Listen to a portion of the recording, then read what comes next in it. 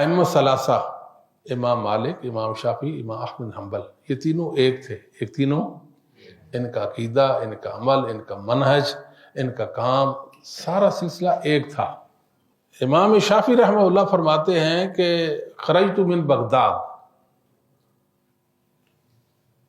میں نکلا بغداد سے، میں نکلا گیا دوسرے علاقہ میں، امام احمد حنبل سے بڑھ کر زہد و تقوی والا، ورع والا، علم و فضل والا میں نے کوئی نہیں چھوڑا۔ یعنی بغداد کے اندر امام صاحب سے بڑا کوئی امام نہیں ہے۔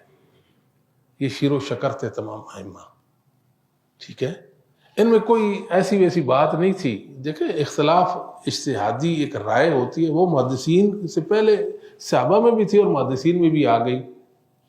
اس سے یہ تو نہیں لازم آئے گا نا کہ امام شافعی کوئی اور مکتب سے تھے، مالک اور مکتب سے تھے، اور احمد حنبل کوئی اور ذہن، ایسی کوئی بات نہیں ہے۔ اس بات کو ذہن نشین کر لیں، ہمارے ائمہ متفق تھے،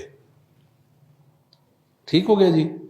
آگے ان کے ماننے والے مقلدین آ گئے دنیا میں، مالکی آ گئے، شافعی آ گئے، حنبلی آ گئے، حنفی آ گئے۔ یہ گمراہ ان کا طبقہ تھا ایک، جن کے اندر بگاڑ اور خرابی تھی، سست کاہل لوگ تھے، نکمے تھے، کسی کھاتے کے نہیں تھے، اور انہوں نے دین میں حرج لانے کی بھی مذموم کوشش کی، ٹھیک ہے جی۔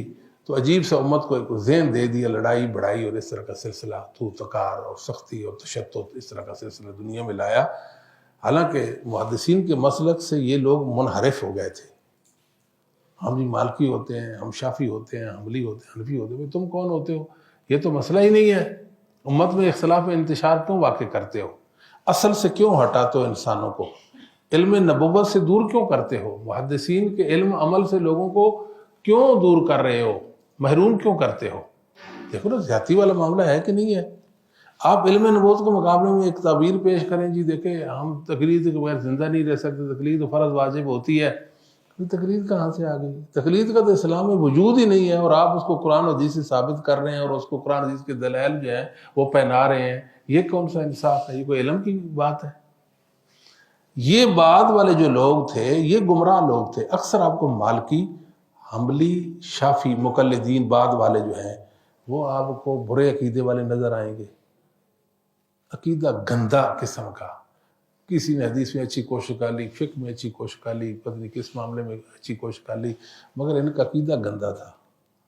سمجھاتی ہے کہ نہیں؟ وہ پردہ پڑا ہوا تو پڑا رہ جائے، کیا ضرورت ہے زیادہ بات کرنے کی؟